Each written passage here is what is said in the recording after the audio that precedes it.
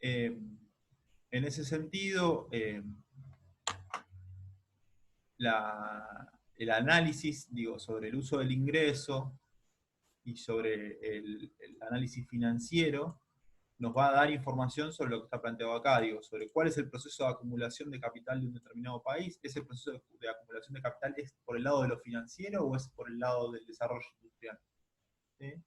Y el análisis de lo financiero también nos va a dar información sobre no solo la fortaleza del sector financiero, sino también sobre el nivel de endeudamiento de esa determinada economía. Entonces, cada uno de estas cuentas y de todo este análisis que estuvimos recién nos va a dar información sobre una economía determinada.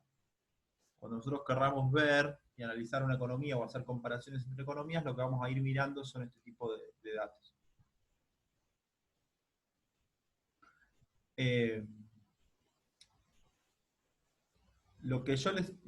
La propuesta o la idea que se tienen que llevar ustedes de acá es, en este punto, perdón, que muevo tanto, es un esquema conceptual. O sea, la idea es que ustedes se armen un esquema conceptual, ¿sí? De cada uno de estos puntos. Existe una cuenta que es la de producción de bienes y servicios. Existe una cuenta que es la de generación y asignación de ingresos. Existe una cuenta de capital, una cuenta financiera. ¿Qué va ahí adentro? ¿Y qué no va ahí adentro? ¿Sí? Primero arman el árbol conceptual y después lo vamos y lo llevamos a la práctica. ¿Sí? Lo mismo hicimos con la parte de contabilidad privada. Armamos el árbol conceptual y después fuimos a la práctica y a los números. Acá la idea es un poco la misma. ¿Sí? Armamos un árbol conceptual, repasamos todas las definiciones, qué va dentro de cada cajita y después lo llevamos a un planteo más matemático y más concreto. ¿Estamos? Sí. Así como tenemos que armar el esquema de las cuentas a nivel conceptual, hay que armar el esquema de los actores institucionales, ¿no? Y a armar el esquema de a quién vamos a ir a preguntar y qué es lo que vamos a medir en cada uno de esos lugares. Los actores institucionales tienen que ver con que no todo el mundo que vive en un territorio, ni todo el mundo que hace algo parecido a la producción, es considerado un actor institucional. ¿Sí?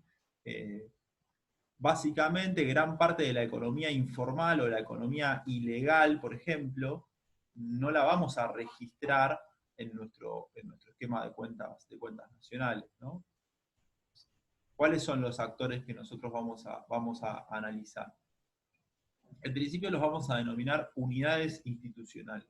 ¿Sí? Las unidades institucionales son aquellas que vamos a mirar nosotros para saber cómo le fue a esa unidad institucional, para sacar el dato de esa unidad institucional y ponerla en la cajita de la cuenta que corresponda y ir armándonos un esquema de números.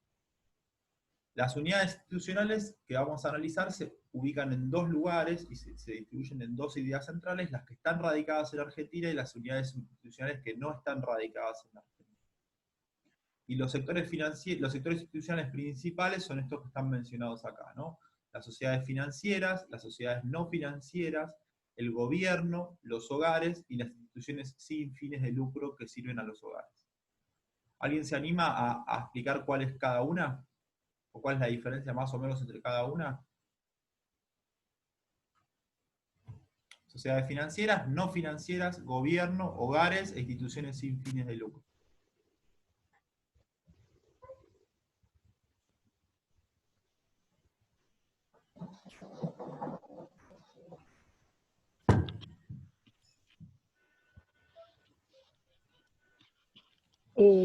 Profe, ¿me escucha? Las instituciones sin fines de lucro serían como las fundaciones, ¿o no? Sí.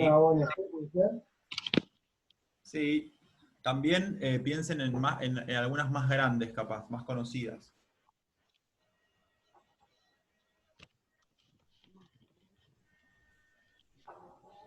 Por ejemplo, los clubes. ¿Sí? O los partidos políticos. ¿Sí? Los partidos políticos, los clubes, las organizaciones sociales son organizaciones, instituciones sin fines de lucro que sirven a los hogares, o que están orientadas a los hogares. ¿Sí?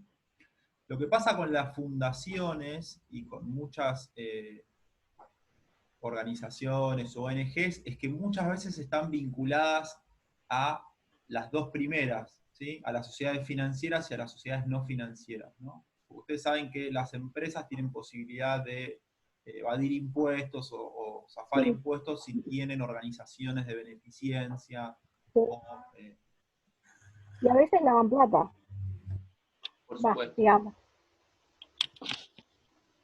Por ejemplo, uno de los grandes inversionistas que está atrás de algunas de las ONGs más importantes del mundo están asociados a sociedades financieras. Por ejemplo, en el caso de Greenpeace, por ejemplo, tiene gran capitalización de la ONG vinculado a empresas de Inglaterra. Siempre hay algún tipo de conexión a veces entre las ONG muy grandes y que tienen mucho y alguna empresa o alguna fundación, alguna empresa que está atrás aportando valor, aportando capital para el desarrollo. Entonces, esas no las vamos a analizar acá como instituciones sin fines de lucro que sirven a los hogares porque son instituciones sin fines de lucro que están asociadas a las otras. ¿Sí? Pero los clubes y los partidos políticos también. Sí, pero bueno, los partidos políticos, por ejemplo, tienen que hacer una declaración de quiénes son los aportantes, por ejemplo, ¿no? Tienen que blanquear esa relación. ¿Sí? En el caso de las instituciones más de tipo fundaciones, y eso no están exigidos de esa manera. ¿Se acuerdan que hubo mucho tema hace un par de años con los aportantes a la Sí. campaña de Cambiemos del 2017? Exacto. Y las primeras cuatro, Profe, ¿y los sindicatos no también entrarían como actores, como sectores institucionales? sí. Los primeros cuatro es más o menos sencillo, digo, sociedades financieras, empresas destinadas al sector financiero. Sociedades no financieras, empresas que no están destinadas al sector financiero, destinadas a la producción. Gobierno general, las tres instancias de gobierno. Gobierno central, nacional, gobierno provincial y gobierno municipal. ¿Sí? Eso tiene que ver con la estructura federal de la Argentina. ¿Sí? En otros países no hay gobiernos provinciales, sino hay gobiernos estaduales, depende de la configuración de cada estado. En el caso argentino, el gobierno central, tres niveles de gobierno. Gobierno nacional, gobierno provincial y gobierno municipal. Y los hogares, ¿sí? La definición de hogares tiene que ver con aquel conjunto de personas que viven en una misma vivienda y que comparten el alimento o lo que se denomina como el ingreso de ese momento. ¿Sí? Ustedes saben que en un hogar en una vivienda puede haber varios hogares. ¿Sí? Pero en términos estadísticos y el análisis que se hace con las cuentas nacionales, no se cuentan viviendas y no se cuentan hogares. ¿Sí? Por eso se habla de la encuesta permanente de hogares, porque lo que se releva es la situación de los hogares, no la situación de la vivienda. ¿Sí? Entonces tenemos cuatro que son súper como concretos y el otro que es más gris, que es este de las sociedades sin fines de lucro. Financieras, no financieras, gobierno central y los hogares. Con eso tenemos la sectorización de la economía. ¿Sí? Los cuatro sectores principales de la economía. Y como les decía, no cualquier cosa que parezca una organización o una institución económica va a serlo, ¿no? Sino que digo, tiene que tener determinadas características, tiene que tener una entidad jurídica. Ustedes saben que las empresas tienen que constituirse como sociedades jurídicas, tienen que constituirse como sociedades anónimas, ¿sí? Eh, y desde el momento que se constituyen como sociedades jurídicas o anónimas, tributan, ¿sí? Sin embargo, todos los que somos o fuimos monotributistas, no estamos ahí, ¿sí? Los que tributamos de manera individual como monotributistas estamos del otro lado, estamos desde el punto de vista de los hogares, ¿sí? Excepto que constituyamos una sociedad y empecemos a con otros a tributar como sociedades, por lo cual ahí pasamos al otro sector institucional, que son los sectores no financieros. ¿Sí? Entonces, la idea es esto, es mirar unidades institucionales jurídicas o no, cuya característica es la capacidad de realizar actividades económicas y transacciones con otras unidades institucionales, así como también ser titulares de bienes e instrumentos financieros, activos y pasivos, cuyo registro puede ser realizado separadamente. ¿Sí? ¿Se acuerdan que había una de las cosas que habíamos visto al principio de la materia, que era que tiene que ver con la importancia de separar a los miembros de la empresa? ¿Sí? Porque a los miembros de la empresa lo vamos a mirar como hogar, y a la empresa la vamos a ver como sector institucional, financiero o no financiero. Entonces, cuando yo vaya a contar como Estado esa cuenta y vaya a ver cómo le fue a esa cuenta en particular, eso tiene que estar separado. Sí, la iglesia está asociada junto a Ricardo, a los sectores institucionales sin fines de lucro. Y ejemplo de no financiera, toda empresa que no se dedique a la parte financiera, ¿sí? Que se dedica a lo productivo. Arcor, se dedica a la producción de alimentos, ¿sí? No se dedica a la inversión. Financiera, los bancos, por ejemplo, las sociedades de bolsa. Todo eso sí se dedica a los sectores financieros. Siempre usamos el mismo ejemplo, pero está bien, es interesante. Ahora, por ejemplo, con el caso de Mercado Libre hay una discusión. ¿Sí? Porque, ¿qué es lo que incorporó Mercado Libre en el último tiempo? Actividades financieras. Por ejemplo, Mercado Pago. ¿Sí? Mercado Pago y los mecanismos de financiamiento que te ofrece Mercado Libre son financieros. Entonces, como unidad institucional, nosotros deberíamos analizarla dentro del sector financiero. Sin embargo, lo que hace es producción de bienes y servicios. Es un servicio de distribución de bienes a nivel nacional. ¿Qué es lo que le reclaman los empleados o qué es lo que reclaman los sindicatos bancarios a Mercado Libre? ¿Conocen esa discusión? ¿Escucharon por ahí? ¿No? Y yo escuché también. Bueno, ¿qué es lo que le dicen? Mirá, si vos vas a ser un banco, o sea, vas a prestar plata y vas a funcionar como una tarjeta de crédito a través de Mercado Pago, tenés que tributar como un banco y tus empleados tienen que tener los mismos derechos que tienen los bancarios. Ustedes saben que los trabajadores bancarios, no sé si alguno de ustedes es trabajador bancario, los trabajadores bancarios tienen muchísimos derechos y suelen tener una de las mejores paritarias del país. ¿Sí? Los trabajadores de Mercado Pago, ¿sí?, no tienen los derechos de los trabajadores bancarios. ¿Por qué? Porque Mercado Libre, como sociedad jurídica, no está radicado como sociedad financiera, sino está radicado como sociedad productiva, en este análisis, en esta discusión institucional que estamos haciendo. Entonces, cuando hablamos de esto que se llama como sectorización de la economía, esto tiene como muchas implicancias prácticas, no solo por lo que tienen que ganar los trabajadores que están ahí, por los impuestos que tiene que pagar esa sociedad y demás. ¿Sí? Entonces es como, a veces aparecen esas empresas que son grises, y si no es más claro, digo esto, bueno, los bancos van para la parte institucional, las empresas productivas como puede ser Arcor o las cerealeras van para el otro lado, y demás. ¿Me siguen? Sí, Sí, profe. Bueno, acá tenemos un poco más, ya como más avanzada la definición de estos sectores en particular. Les insisto, esto lo que estamos haciendo es un árbol, que ustedes tienen que ir armando conceptualmente qué quiere decir cada partecita de este árbol.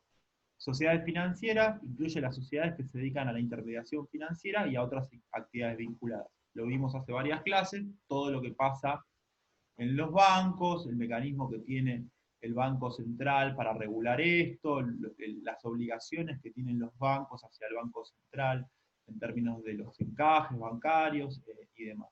Acá también están incluidas las cooperativas de crédito, las sociedades de bolsa, las empresas de seguros, entre otros. ¿Sí? Y dentro del sector financiero está el Banco Central. ¿Sí? Ustedes saben, por ejemplo, lo que tiene que ver con las empresas de seguro, también digo, entra en esta categoría. ¿Qué es lo que hace el seguro? El seguro, por lo general, tiene un funcionamiento también financiero. Uno paga una cuota, ¿sí? Que esa cuota el seguro la invierte, ¿sí? En algún tipo de especulación financiera para poder cubrirte a vos ante la situación que sea, personal, empresarial, física o lo que sea, o un vehículo, con fondos. Uno dice, ¿cómo puede ser que yo pago una cuota de tanto por mes y después el seguro me puede pagar un auto que vale 1.000.000 de pesos? ¿Por qué? Porque las empresas que están constituidas como seguro, el dinero que vos le pagas como cuota lo invierten, ¿sí? De una manera que les permita a ellos valorizarse. Entonces, los seguros los vamos a ver dentro de las sociedades financieras. Las sociedades no financieras, que era un poco lo que preguntaba Sofía, incluyen empresas privadas, públicas, que producen bienes y servicios de mercado, que son titulares de esos activos y que no están vinculadas a la parte financiera. Para ser catalogadas como sociedad debe poder separarse su propietario, es decir, separar, individualizar los activos y los pasivos de la sociedad en relación a lo de sus dueños. Lo vimos hace un montón de tiempo.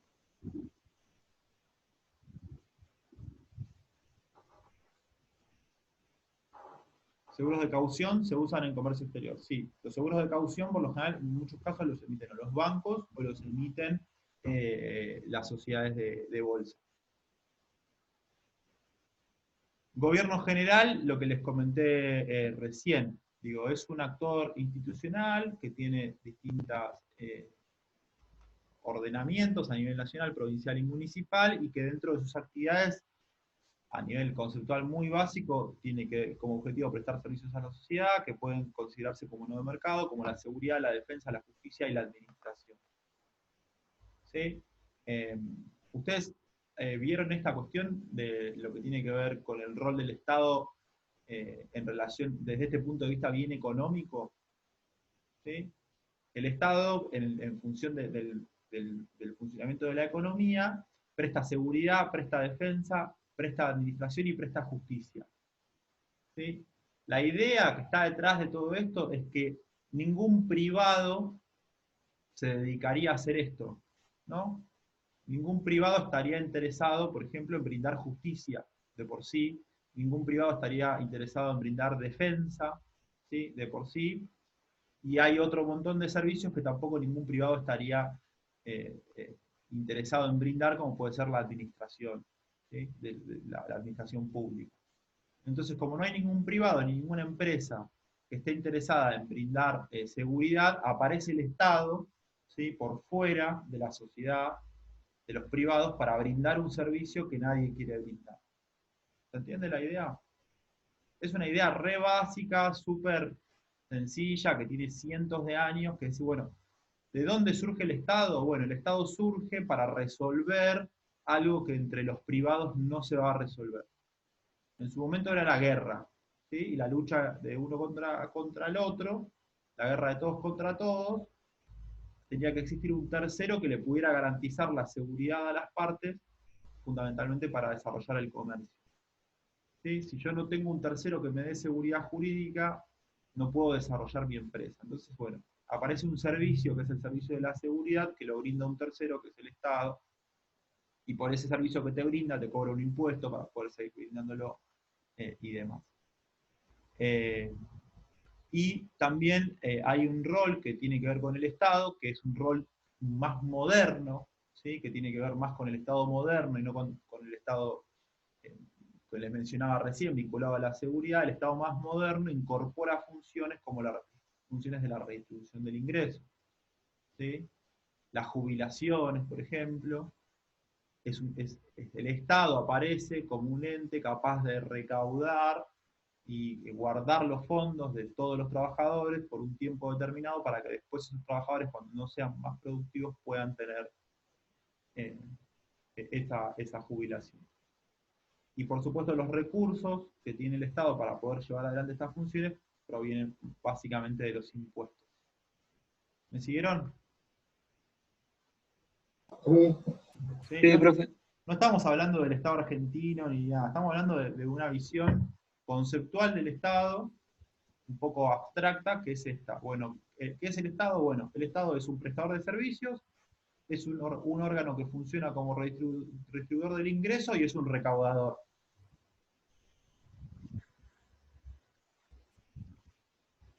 Entonces tenemos sectores de la economía, sociedades financieras, sociedades no financieras y el gobierno general. ¿Estamos?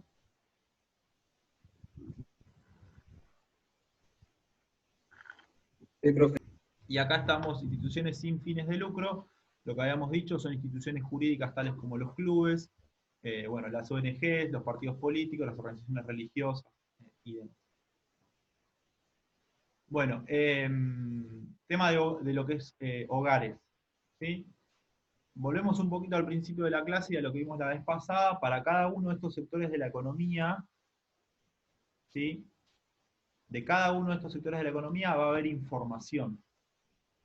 ¿Sí? Hablábamos el otro día, bueno, sí, bueno, la información de las sociedades no financieras y de las sociedades financieras, ¿de dónde va a salir? Bueno, el gobierno va a hacer relevamientos en todas las empresas institucionales, todas las unidades institucionales, se va a hacer de esa información, la va a consolidar y va a presentar un dato.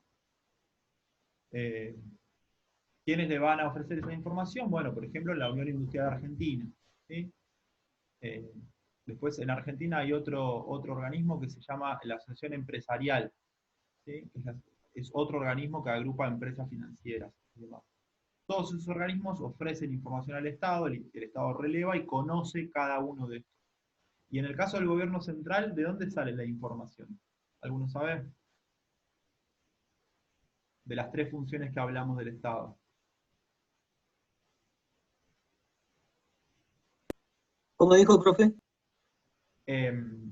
Si nosotros queremos saber qué pasó con el Estado, con el gobierno central, nacional, provincial o municipal, en términos de la provisión de servicios, en términos de la redistribución del ingreso y en términos de la recaudación, ¿qué es lo que vamos a mirar? Lo de la recaudación, ¿puede ser? La parte de servicio. Sí, la recaudación, por ejemplo, ¿quién es el que te va a decir cuánto recaudó el Estado en un año? Ministerio de Economía.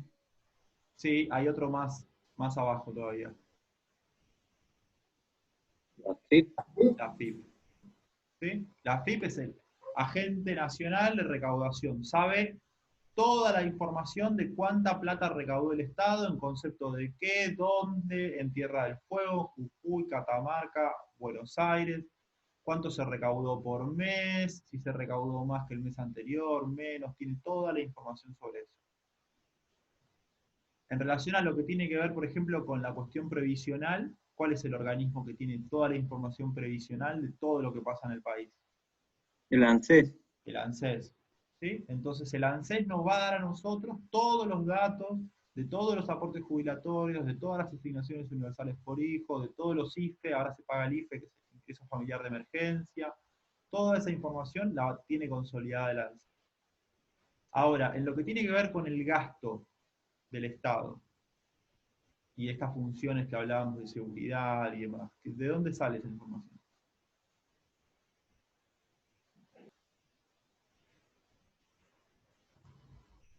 Bueno, hay algo que se llama presupuesto. Ministerio de Economía, no, Claro, profe. el Ministerio de Economía. Todos los gastos del Estado, nacional, provincial y municipal, están consolidados en una herramienta que se llama presupuesto. ¿Sí? El presupuesto nacional es anual y se vota en el Congreso todos los años. Ese presupuesto te dice cuánto va destinado a educación, cuánto va destinado a salud, cuánto va destinado a seguridad, a dónde va la plata de salud, a dónde va la plata de seguridad, a qué provincia, ¿sí? E incluso te va a decir presupuestariamente cómo se va a distribuir. Primer trimestre, segundo trimestre, tercer trimestre, cuarto trimestre. ¿Sí? Entonces, si nosotros queremos conocer la prestación de servicios del Estado, lo que vamos a mirar es ese presupuesto, ¿sí? Que es información pública también.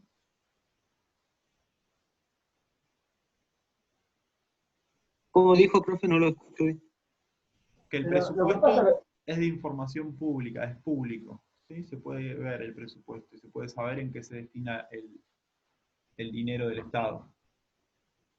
pero a veces no estuvo ejecutado esto también, ¿qué ha ¿Cómo? pasado? veces no se subejecuta eso.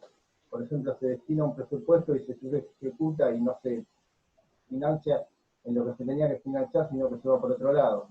Exacto. El presupuesto es una foto inicial, ¿no?, de cómo se va a gastar el dinero, dónde y de qué manera, y después, a medida que va avanzando el año, ese presupuesto tiene lo que se llaman readecuaciones presupuestarias. ¿Sí? Las readecuaciones presupuestarias es un poco lo que dice Hernán, que es destinar dinero que estaba originalmente destinado a un determinado tipo de inversión, destinarlo a otro tipo de inversión.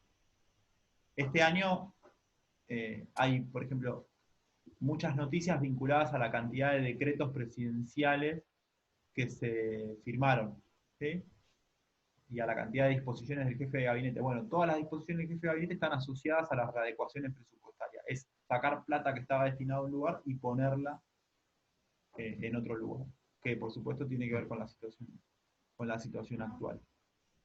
Y cuando termina el año, lo que uno ve es, bueno, de lo que yo había asignado para cada sector de la economía, cuánto se gastó. Y eso es lo que decís vos, Hernán, que es la subejecución presupuestaria.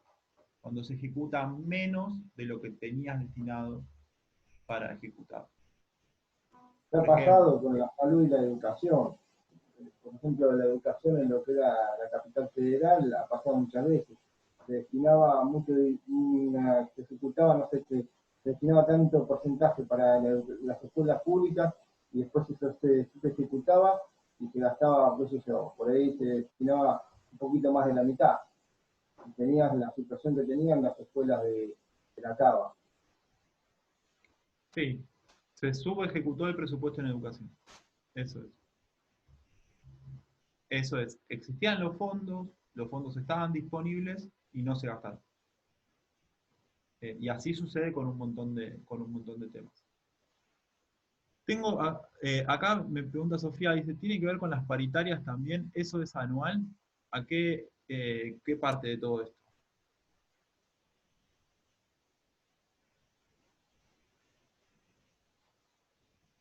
No te escucho nada.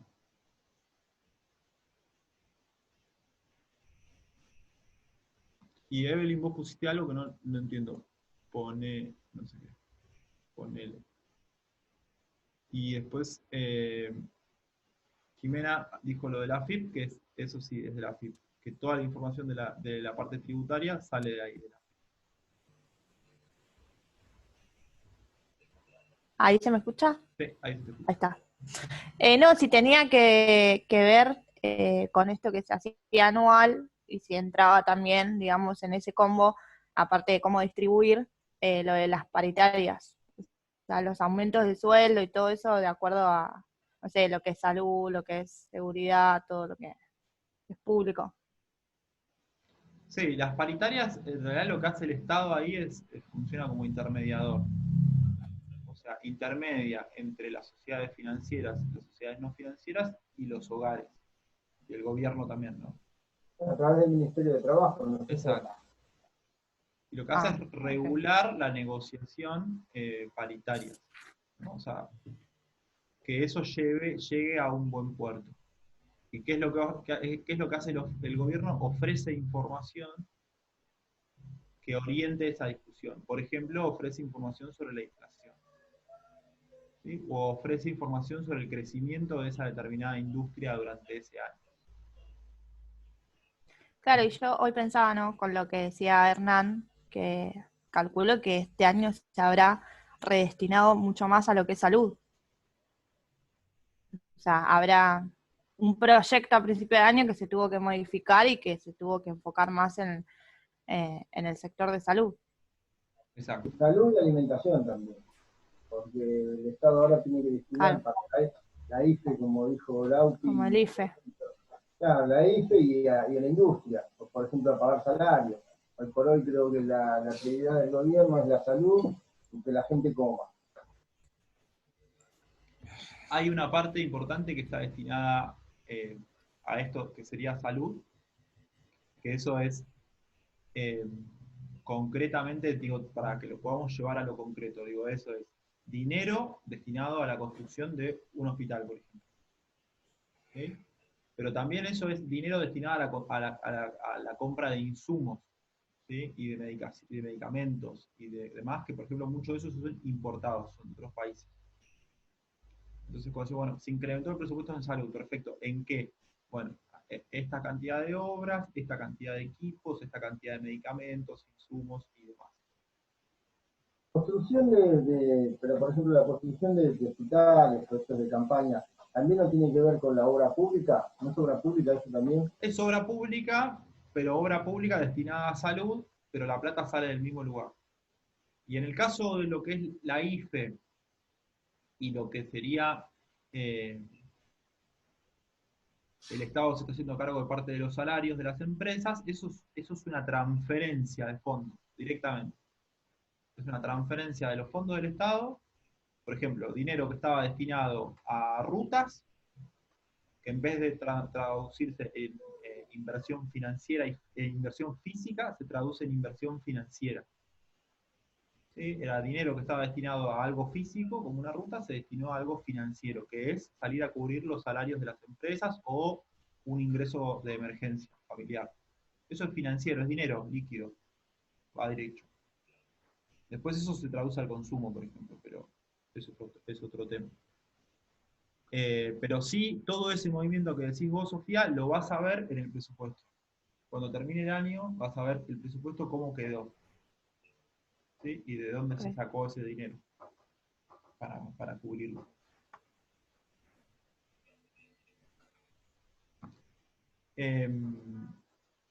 Lo que dijimos, instituciones sin fines de lucro, ya lo analizamos, y en relación a los hogares, bueno, es esta definición que les decía, los hogares están conformados por grupos de personas que comparten no solo la misma vivienda, sino también los ingresos, ¿sí? Y el consumo de ese ingreso. ¿Sí? Por ejemplo, dice, bueno, si comparten la olla, esa es la denominación. Cuando uno hace una encuesta, si alguno hizo una encuesta una vez, lo que se pregunta es, bueno, ¿cuántas personas viven en esta casa? 10. En esta dirección, ¿no? 10. Perfecto. Y todos comparten, no, mira, está